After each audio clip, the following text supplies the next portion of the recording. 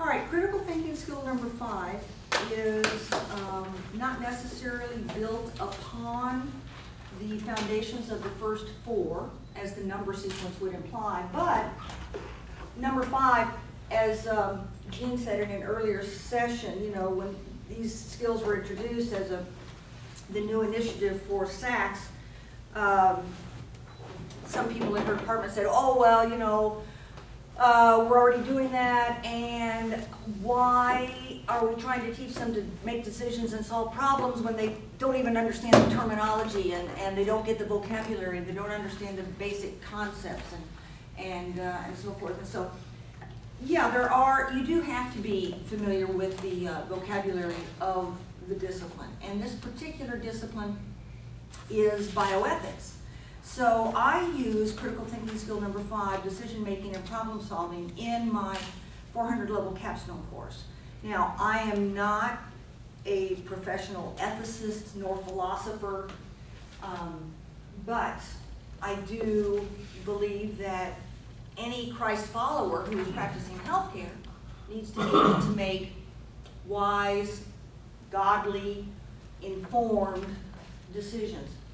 And the place where these kids are going to be making these decisions is at the bedside with the family present. And I am old school, and I do teach biology, so I don't have any problem telling my kids that they need to learn to make these critical decisions before they get in the heat of the battle. Just as they need to learn, are they going to have sex or not before marriage, before they get in the backseat with their boyfriend. Don't wait until the emotional turmoil and the heart-rending atmosphere in the bedside situation before you decide these basic questions that need to be answered in wise and informative decision making. You're going to be the expert, I tell them. You know, these students, they're going into healthcare professions, physicians and nurses and PAs and dentists, and they need to be able to help their patients and families work through these very, very difficult decisions. Now, they are not all as emotional and heart-wrenching as the particular case study that I use, but the case study does illustrate the points of CT skill number 5, and it allows me at different times during the semester to refer back to this particular case study. So we have the handout I gave you is from a chapter in this, it is a classic text actually by Greg Pence, and accounts of the cases that shaped and defined medical ethics. And so we start with something that is in my recent remembrance, although it is not in the students' recent remembrance. But you can certainly remember the case of Terry Shiloh in Florida back in the 90s and the early part of this century.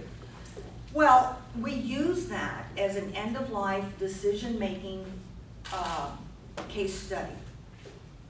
And we walk through the steps. Now, I do tell them this is critical thinking skill number 5. There are 5 steps, and you will be tested on these 5 steps. I iterate that. I just say that's the way it is. Because although you all are making decisions all the time, you're thinking critically all the time, you're solving problems all the time, you don't enumerate the steps, they're doing the same thing, of course. But I want them to know that when they pick up a newspaper, or when they pick up a professional journal, or their particular association's, news watch, I want them to recognize the terminology. Critical thinking is out there. It's in the medical literature. We run across it all the time. And we run across references to our textbook all the time because it's a seminal work in bioethics. So I want them to realize that they are becoming a part of the academy and that they are becoming professionals as they learn the vocabulary and how to apply the vocabulary to, you know, walking through decision making and problem solving. I want them to recognize that, yeah, this is what doctors do.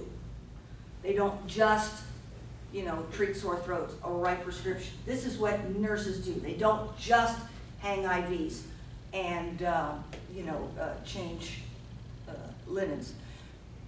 But professional people are involved in very difficult, complex decision-making processes, and you're going to be the expert. You're not going to have time to call in the ethics committee.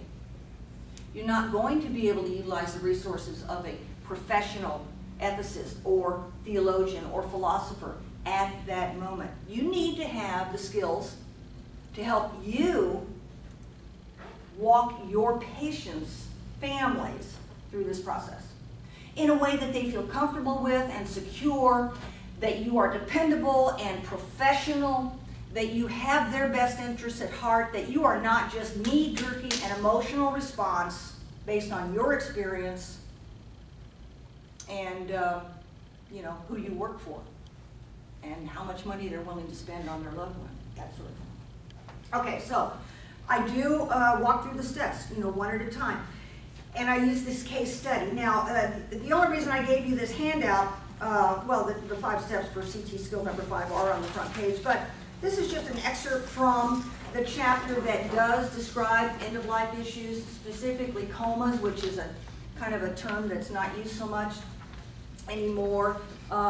Believe it or not, persistent vegetative state is not even used very much anymore in terms of PVS. It's more of what do they call it? It'll come to me in a second. But it's another P word. The idea of end-of-life issues is that everybody's going to be faced with them. You know, you might not deal with the beginning of life issues, abortion and you know, beginning of life issues and fetal transplantation and all that sort of thing may not be a part of their particular practice. It's easy to imagine a practice that would not involve that, but everybody, even, you know, pediatricians, certainly oncologists and internists and family medicine people, they're all going to deal with end-of-life issues. And these are complicated issues, and they need to have the tools in their arsenal so that they can make these decisions in a way that allows them to sleep at night and allows their patients to feel confident in their professionalism. And the first one is to identify the questions and or the problems of the discipline, field, or area of study, stating clearly and precisely. All right. The scenario is end of life. Do we remove the feeding tube?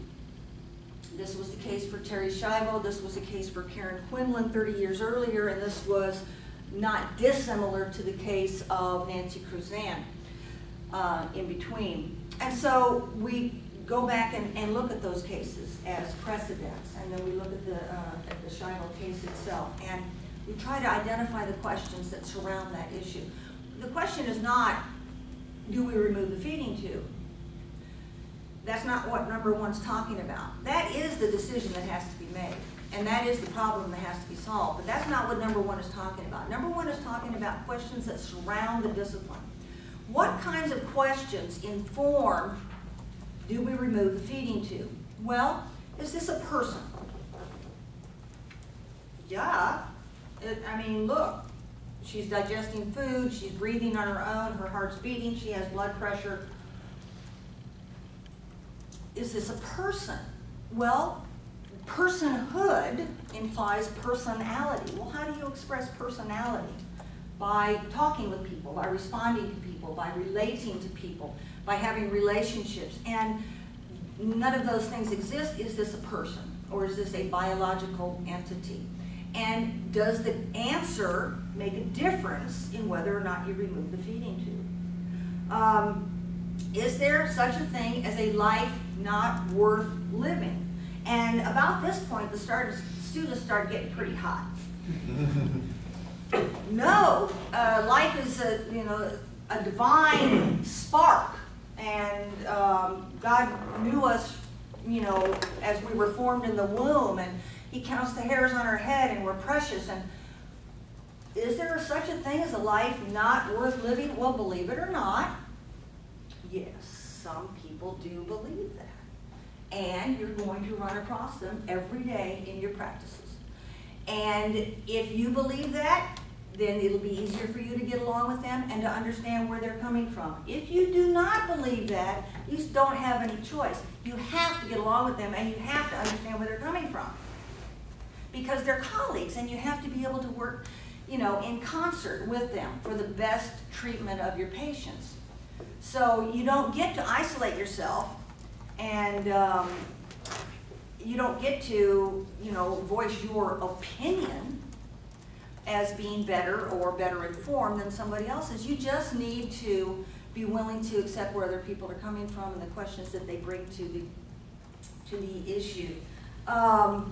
Alternative answers to the questions. You know, if you don't believe that every life, you know, has enough quality to be sustained, if you believe that there is a life not worth living, or if you believe that there is a difference between extraordinary treatment and ordinary treatment, if you believe that artificial hydration and nutrition is extraordinary, if you believe that artificial nutrition and hydration is simply ordinary, that makes a difference in whether or not you think it should be continued or whether or not you think that it should be removed. So the questions, you have to come up with answers to the questions and the underlying assumptions behind the alternatives. You know, if you are coming at this as a loving spouse or family member and you really don't want to let this person go, you're going to have a different approach to this problem-solving exercise than the accountant downstairs in the business office at the hospital. My brother-in-law was very ill this summer, and he was at the point where they had to decide whether or not they were going to remove life support. And his daughters, following the instruction or the recommendation of his physicians, wanted the respirator removed. And his wife said, "Oh, I can't do that. I can't do that yet. I'm not ready for that yet. I need to wait another day." And he made a complete recovery, 100% recovery. And there's a little strain now between him and his daughters because they were just trying to follow the recommendation of the physicians. Well, they approached his care from a different assumption than his wife did.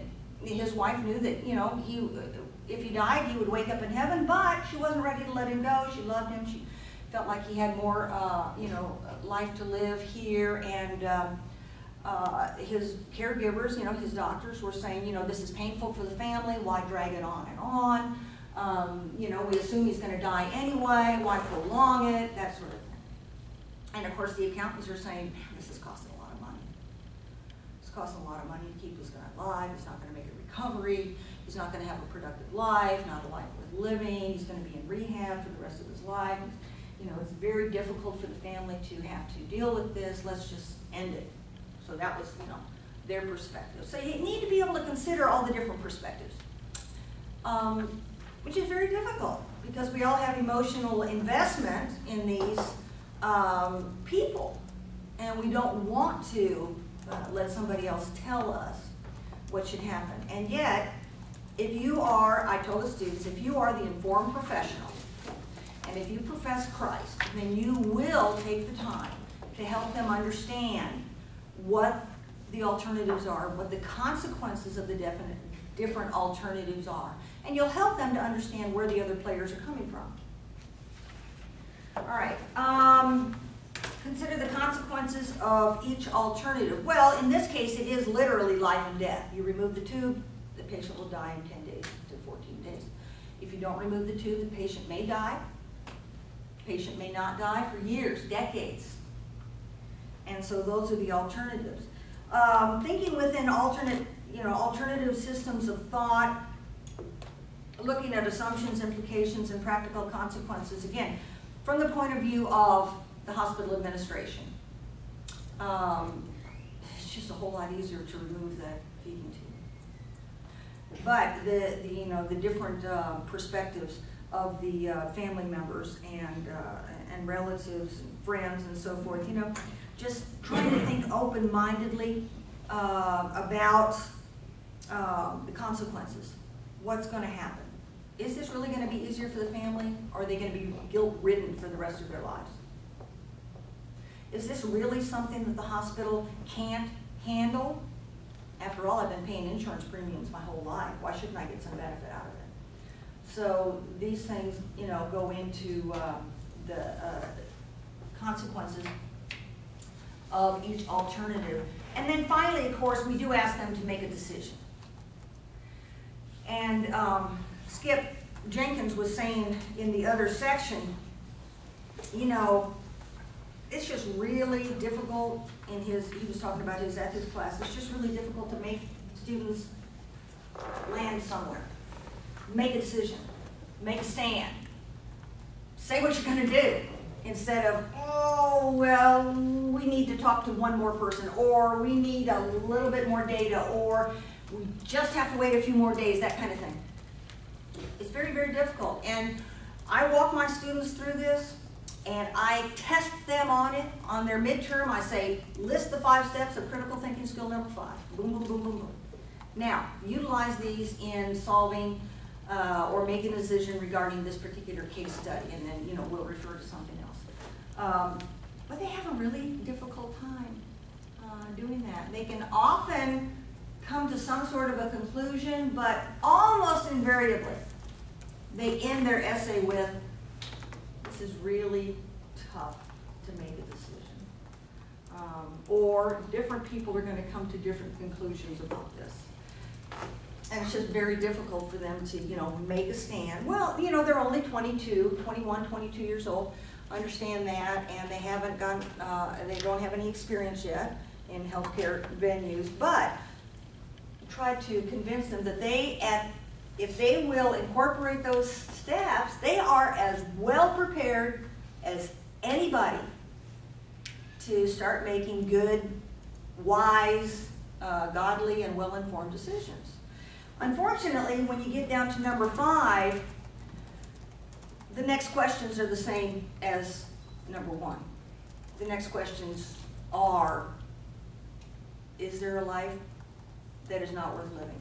When is a person not a person? What's the difference between extraordinary and ordinary treatment? Yesterday's extraordinary treatment is ordinary today. Yesterday's, heart transplant is not that big of a deal. I mean, I guess it is if you're the patient, but we hear about them all the time, that sort of thing. Replacement parts and that sort of stuff. Chemotherapy, huge advances there. So the major killers are, we've been making big inroads. So, what would be considered extraordinary and not doable 25 years ago is totally doable and ordinary now. And so those are the kinds of things that keep recirculating these questions. We still haven't decided a good definition of death. It used to be when your heart stops and you quit breathing. Well, that's, fix that, boom, that was easy. And how do you define death? Is it neocortical death? If you have no ability to respond, if you're not sentient? Well, we keep referring back to these kinds of questions as we proceed through the rest of the course. When we get to the chapter on moral status, we talk about the different ways to define moral status. And it's so easy to go back to this case. What was Terri Schiavo's moral status? In the view of her husband, in the view of her parents, in the view of Governor George Bush, or Jeb Bush, in the view of President George Bush. The news media and the legislative arm that got involved, and should those people be involved, and what are the next questions? And unfortunately, they don't change because healthcare is extremely personal and emotional. It is a case-by-case business, and we still haven't decided the answers to the basic questions that were asked in number 1. Is, you know, what defines a person? When is dead dead? And who makes the decision? Who decides? The news media? The governor? Your kids? Your wife? Your parents? You know, the hospital administrator? It's tough. At least it's things that they're going to be actively involved with in their careers. So it's not difficult to convince them that this is an important set of skills that they need to learn and learn to use, so that they can be a part of that decision-making team at the bedside. Are there any questions? Tom will not reiterate the 5 steps for you, so you can be thankful for that. But he has a nice, different approach to using this critical thinking skill in his discipline.